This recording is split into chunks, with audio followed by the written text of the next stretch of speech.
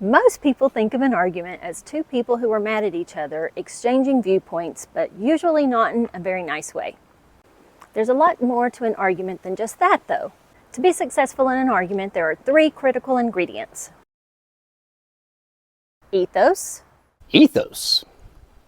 That's your credibility. Pathos. Pathos.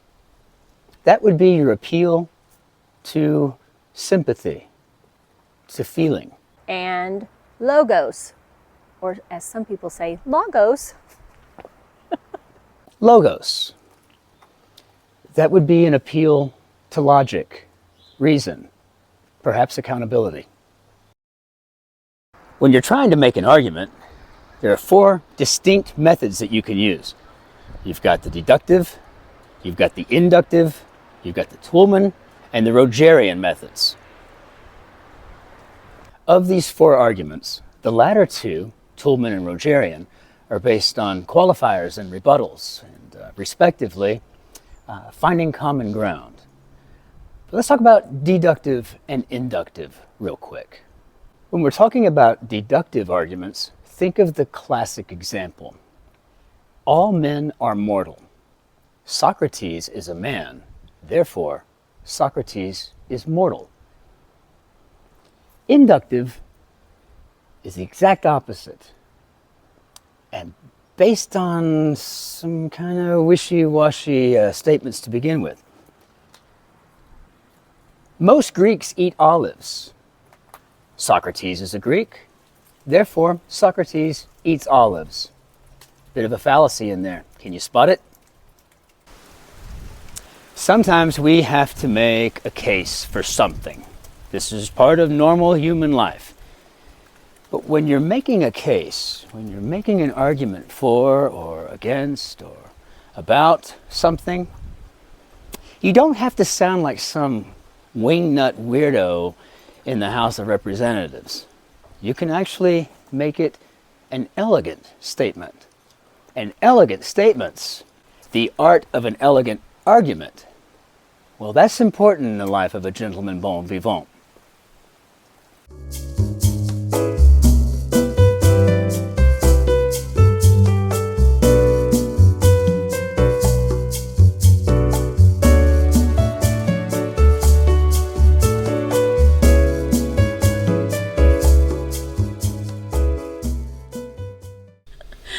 So today we're talking about arguments and what they really are. We're not talking about the kind of arguments necessarily where you're stupid, or yeah, you're dumb, you are infinity. I mean, nothing like this. We're talking about making a case for something. It doesn't have to necessarily be a polemic thing, right? It can be a graceful gesture. It could just be, you can make an argument for why our schools need new books, or somebody's going to turn that into politics, though, wouldn't they? Books are stupid. Nobody ever learned nothing going no college. College is stupid, with two O's. Oh my gosh. But making a case is what I'm saying. I feel like you talk about people being offended. Oh my Lord. I just feel like every other sentence is offensive. Well, and again, for some people that's an actual argument for I'm them, offended. Right? For some people that's an actual argument, exactly. I'm offended. Okay. I actually could make arguments against everything he just said, but we're going to leave that alone. Exactly. So, well, no, not exactly. You do what you want to do. If you want to make a thing of it, you can. But no, not at all, baby. We had a good time out and about. We got about 10,000 steps in during the making of today's installment, and really, though, it was a beautiful day. Quite nice out. The summer is gone here. Winding down. It is done. So, and soon der Herbst kommt, and der Herbst is one serious dude. Since cold time. Imagine Minnesota during football season. That's why the Germans moved there. Not looking forward to that. No. So we'll be moving to Bavaria soon, and in that process we're going to lose our equipment for a spell, but we'll figure out a way to do something around this. But in the meantime, today's installment is really about making an elegant case. And I always think about James Bond. You know, how would he approach that? You can imagine him getting out of his car in Italy or something, or driving around Lake Como and not getting out of the car and being able to speak Italian to the locals. With his language, with his, with his style, he's just a very elegant individual. Even when he's beating the crap out of somebody, it's done pretty elegantly, right? So think of that. That's our term. That's our metaphor, if you will. It's an elegant life we're looking for. And one of the key things we have to do is make an elegant argument. Let's take a look at how ethos, pathos, and logos look in action.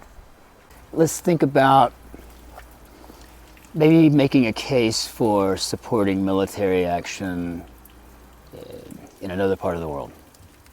If I were wanting to make a case like that, I could say, to establish my ethos, my credibility, I could say, as a former maneuver officer in the United States Army who deployed 5 times, I can tell you with 100% certainty that it's better to have a perimeter around the things that are important to you that's much wider cast and not so narrow. So imagine you're in a tent and you want to protect everybody in this tent in the middle of, say, Iraq. And you could probably defend yourself okay by having maybe a perimeter around this tent of 20 feet, 20 feet out from the tent, but is that really secure?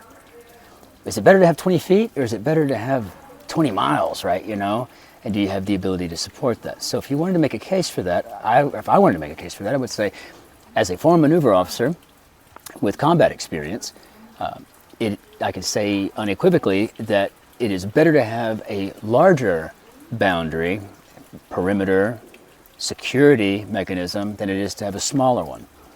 Now, if I'm going to go ahead and throw my pathos in there. So I've established my credibility, my ethos. Now my pathos would be, and think of all the suffering people there. Do you know what it's like to be a wartime refugee? It doesn't have to be that way. We can stop this aggression from taking place. We have the power, we have the ability. We can be the good guy here. So I'm appealing to your emotions.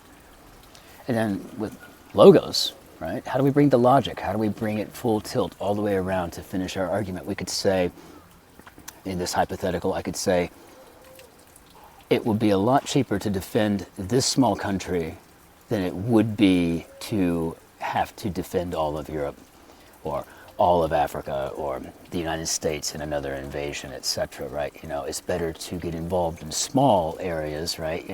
Less expensive, doesn't actually use our own troops or whatever the case may be. But you can kind of come around full circle with the argument. I mean, wouldn't you agree? So an example from me, as a nurse, that's my ethos. I have a friend who needs to have surgery done on her shoulder. She does not want to do it. She is not looking forward to it. My logos in that would be, you need to have it done because, first of all, do it while you're younger, because as you get older, recovery is not as easy. Second of all, you're going to be treating this pain with medications that can do harm to your kidneys and your liver. So that's logical. Yeah, that's your logos. And your pathos is, do it because it's hurting. And its quality of life is really going to be sucky until you have it done. So get it done. You want to go out on vacation and travel. That's right. Want to go have fun. So to recap, being able to make an elegant case for your point of view, from your experience, that's important in the life of a gentleman bon vivant. Make our arguments well-rounded. Have them touch on credibility, reasoning, logic, and sympathy. Make a solid case as you move forward in life.